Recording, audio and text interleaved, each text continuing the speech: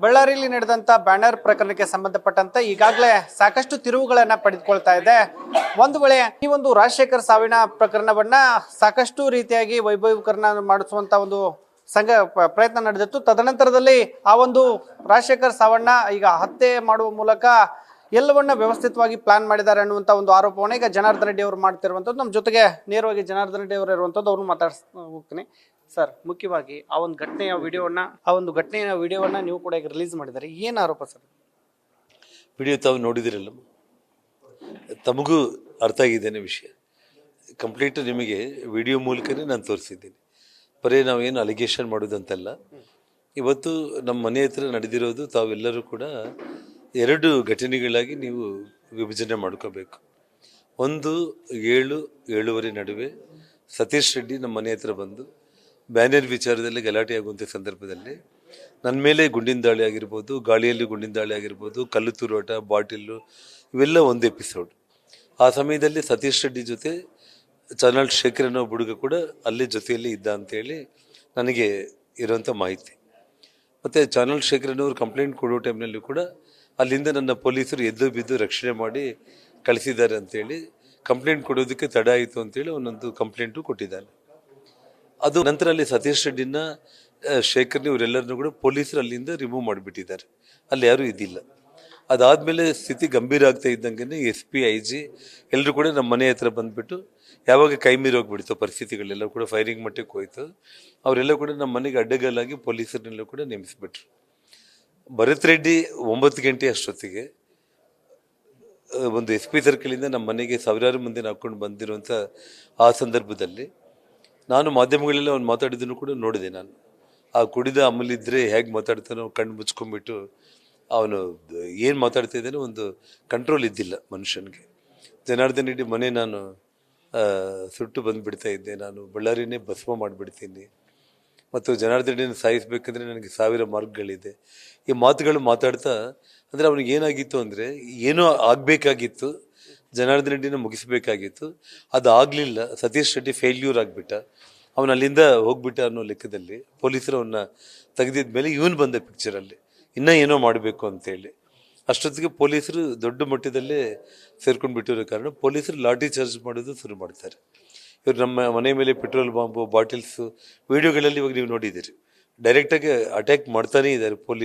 ಈ ಒಂದು ಪ್ರೈವೇಟ್ ಗನ್ಮ್ಯಾನ್ಗಳು ನಮ್ಮ ಮನೆ ಮೇಲೆ ಫೈರಿಂಗು, ಕಲ್ಲು, ಬಾಟಿಲ್ಗಳು ಎಸಿತಾನೇ ಇದ್ದಾರೆ.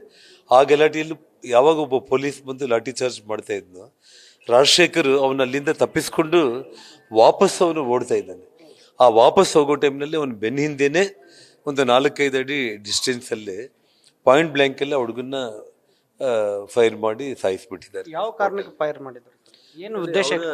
ಇಂಟೆನ್ಷನ್ನು ಮೋಸ್ಟ್ಲಿ ಅವನ ಕುಡಿದ ಅಮಲಲ್ಲೂ ಅಥವಾ ಮತ್ತಲ್ಲೂ ಅವನು ಇಂಥ ಕೆಟ್ಟ ನಿರ್ಧಾರಗಳು ಯಾಕೆ ತಗೊಂಡಿದ್ನೋ ಗೊತ್ತಿಲ್ಲ. ಆಗಲಿ ಇದು ಒಂದು ಪ್ರೀ ಪ್ಲ್ಯಾಂಡ್ ಅಂತ ಅನಿಸುತ್ತೆ.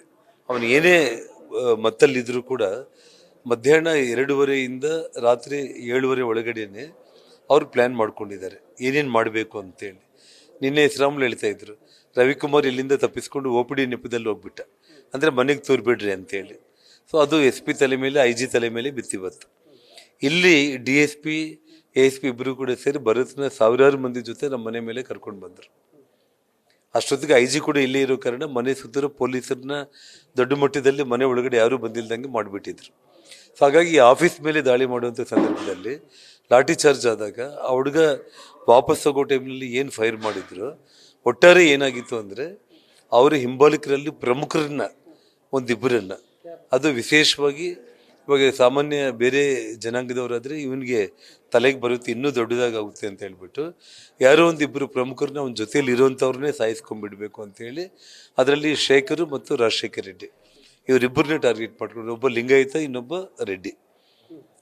ಯಾಕೆ ಸರ್ ಆ ಇಬ್ಬರ ವ್ಯಕ್ತಿಗಳೇ ಟಾರ್ಗೆಟ್ ಆಗ್ತಾರೆ? ಜೊತೆಗಿರುವಂಥವ್ರನ್ನ ಯಾಕೆ ಸಾಯಿಸ್ತಾರೆ? ಏನಿದೆ ಅಮ್ಮ, ಇವಾಗ ಯಾರಾದರೂ ಪ್ರಮುಖರನ್ನ ಅವನ ಜೊತೆಲಿ ಇರೋರನ್ನ ಸಾಯಿಸ್ಬಿಟ್ಟು ಆ ಕಮ್ಯುನಿಟಿಗಳಲ್ಲಿ ಸಿಂಪತಿ ಏನಾದರೂ ಗಿಟ್ಸ್ಕೋಬೋದು ಅನ್ನೋಂಥ ದುರಾಲೋಚನೆ.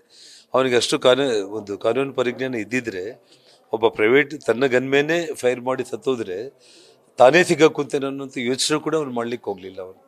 ಸೊ ಹಾಗಾಗಿ ಏನೋ ತಿರ್ಚೋದಿಕ್ಕೆ ಹೋಗಿ ಇದು ಉಲ್ಟಾ ಹೊಡೆದಿದೆ. ಇವಾಗ ಎಲ್ಲ ಸಾಕ್ಷಿಗಳೆಲ್ಲ ಇಷ್ಟೆಲ್ಲ ಇಟ್ಕೊಂಡು ಈಗಾಗಲೇ ಪೊಲೀಸರು ಒಬ್ಬ ಪ್ರೈವೇಟ್ ಗನ್ಮ್ಯಾನ್ನ ಬುಲೆಟಿಂದ ಅವ್ನು ಸತ್ತಿದ್ದಾನೆ ಅಂತೇಳಿ ಇವತ್ತು ಪ್ರೂವ್ ಮಾಡಿ ಅವರೆಲ್ಲರನ್ನ ಅರೆಸ್ಟ್ ಮಾಡಿದ್ದಾರೆ. ಒಂದು ಇವಾಗ ನಾನು ಹೇಳ್ತಾ ಇರುವಂಥದ್ದು, ಭರತ್ ರೆಡ್ಡಿ ಸಮಕ್ಷಮದಲ್ಲೇ ಈ ಘಟನೆ ಆಗಿರೋ ಕಾರಣ ತಕ್ಷಣ ಭರತ್ ರೆಡ್ಡಿನ ಒಂದು ಕ್ಷಣ ಕೂಡ ತಡ ಮಾಡಿದ್ದೇನೆ ಇವಾಗ ಬಂಧನ ಮಾಡಬೇಕು. ಇಲ್ಲ ಅಂತಂದರೆ ಭಾರತೀಯ ಜನತಾ ಪಕ್ಷ ಸುಮ್ಮನೆ ಕೈಕಟ್ಟು ಕೂತ್ಕೊಳ್ಳೋದಕ್ಕೆ ಸಾಧ್ಯನೇ ಇಲ್ಲ. ಸರ್, ಈಗ 33 ಜನ ಈ ಪ್ರಕರಣಕ್ಕೆ ಸಂಬಂಧಪಟ್ಟಂತೆ ಬಿಜೆಪಿ ಅವರು ನೋಟಿಸ್ ಕೊಟ್ಟಿದ್ದಾರೆ ಅನ್ನುವಂಥದ್ದು. ಅದು 107. ಮತ್ತೊಂದು ವಿಚಾರ, ಈಗ ಡಿ ಕೆ ಶಿ ಅವರು ನೀನೇ ಬಂದಿದ್ರು, ಜನಾರ್ದನ್ ರೆಡ್ಡಿ ಅವ್ರ ಘಟನೆಯಲ್ಲಿ ತಲೆ ಗುಂಡು ಬಿತ್ತ, ಎದೆ ಗುಂಡು ಬಿತ್ತ ಅನ್ನುವಂಥ ಒಂದು ಮಾತುಗಳನ್ನು ಹೇಳ್ತಾ ಇದ್ದಾರೆ. ಅದನ್ನೇ ನಾನು ಹೇಳ್ತಾ ಇರೋದು.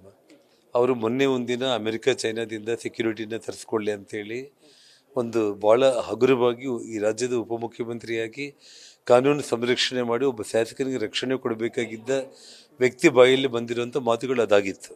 ಮತ್ತೆ ನಿನ್ನೆ ಬಳ್ಳಾರಿಗೆ ಬಂದು ಅವರು ಇಲ್ಲೇನಾದರೂ ಬಿತ್ತ ಅಂತೇಳಿ ಮೀಡಿಯಾ ಮುಂದೆನೇ ಆ್ಯಕ್ಷನ್ ಮಾಡಿ ತೋರಿಸ್ತಾರೆ.